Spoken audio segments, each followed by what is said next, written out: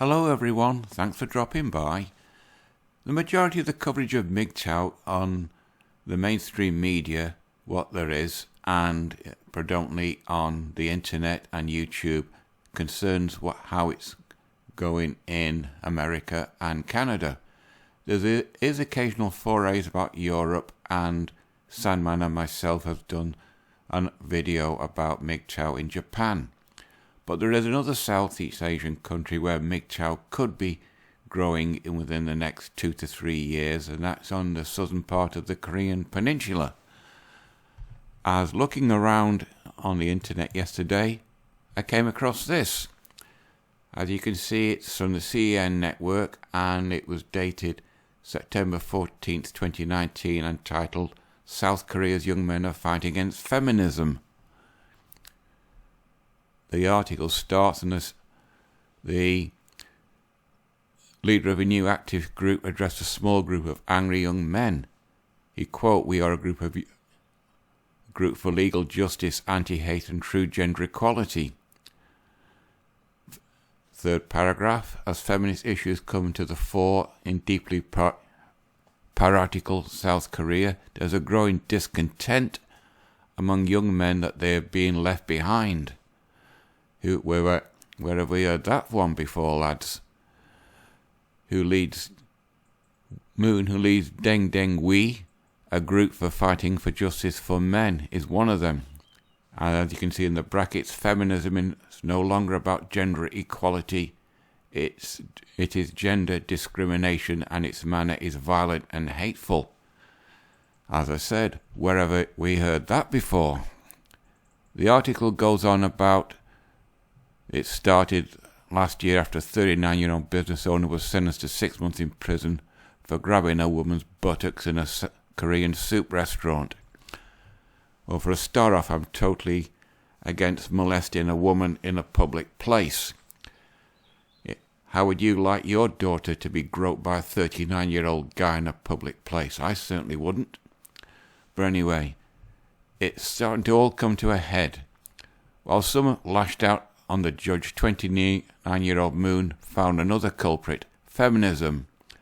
Moon and his group held a panel discussion at the National Assembly in early September to expose what they perceive to be alleged harms to the movement.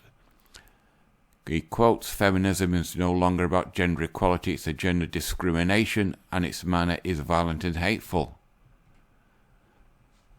And it goes on about, "I don't support the Me Too movement," goes on about it. This poor lady got murdered. That triggered an examination of attitudes towards women in the country, which broadened it to include campaigns against sexual harassment.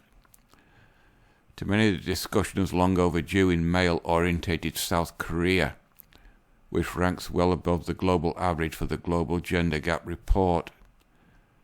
And it goes on about supporting campaigns. Park is not his real name. He fears repercussions, so he's being careful. When a woman wears revealing clothes, it's gender violence and sexual objectification, but the same critic will enjoy the similar photo of men feminists have double standards. Park and Kim say men have been punished for the crimes in the previous generation, same as here in the West. Park and crime are not alone. A poll found that 1,000 adults found that 76% of men in their 20s and 60s of men in their 30s oppose feminism, while nearly 6% of residents in their 20s think gender issues are the most serious source of conflict in the country. Then we got a graft of that. End of masculinity, and that goes on about the military. This bit is interesting. Competition for jobs. South Korea's got a hyper-competitive job market. That is true. Well-paying jobs in large conglomerates are few and far between. That is true. Same as in Japan. In the last 10 years, youth unemployment has jumped from 6.9 to 9.9. Similar to here in Europe and in America and Canada. If you include youth who are working part-time as well as those who are not in prison, school or the military, the rate soars to 21.8%. That's similar to Spain. While the country underwent economic growth, blah, blah, blah, house prices remain high. An apartment in Seoul is $670,000. That is insane. That's London prices. While median incomes in the city fall short of $2,000 per month. Competition for jobs is intense. It's only become more so thanks to government programs to bring more women into the workforce, i.e. what we've seen in the West, in America and in Canada.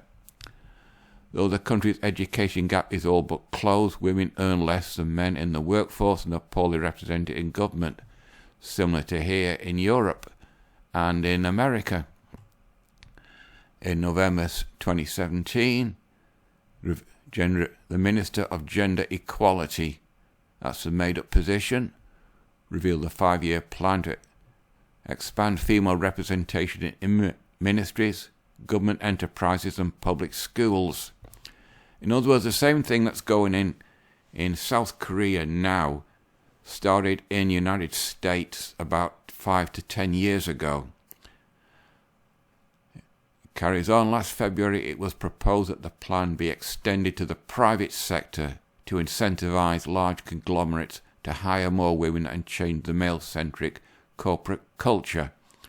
In other words, South Korea is going the same way as America in the business world. And we all know how that's heading, don't we, lads? But some men say these measures are giving women an unfair advantage. I wonder whether I will be disadvantaged in finding employment. Kim said, because before I was in a position that I could have easily won by merit, but due to the gender quota, if I don't get the position, it would be unfair. And then it goes on about in the military, seeking a political voice. Only 2 years ago, men in their 20s overwhelmingly support President Moon.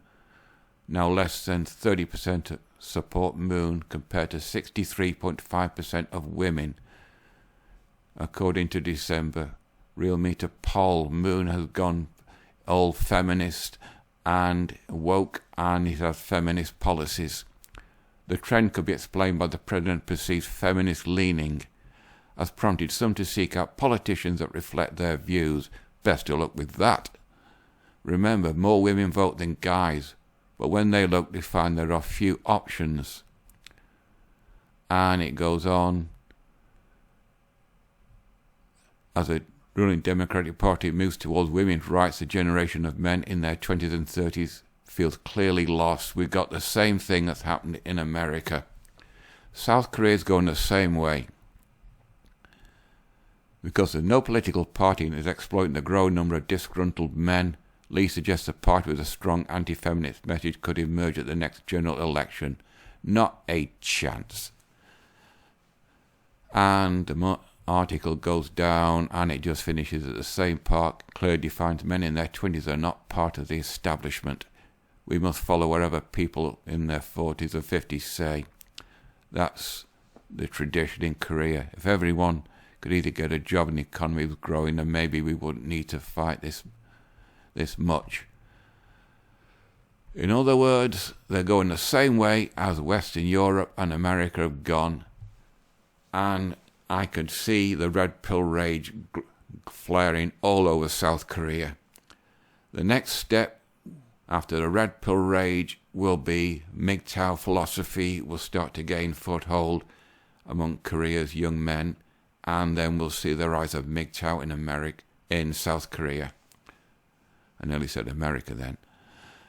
But anyway, this is an interesting article.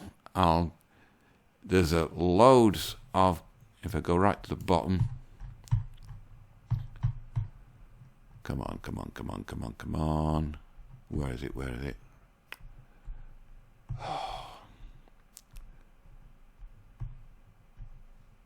Nuts. Anyway, there's a comment section right at the bottom. It's quite a long one, and the comments are very similar to what I've seen in Sandman's videos comments.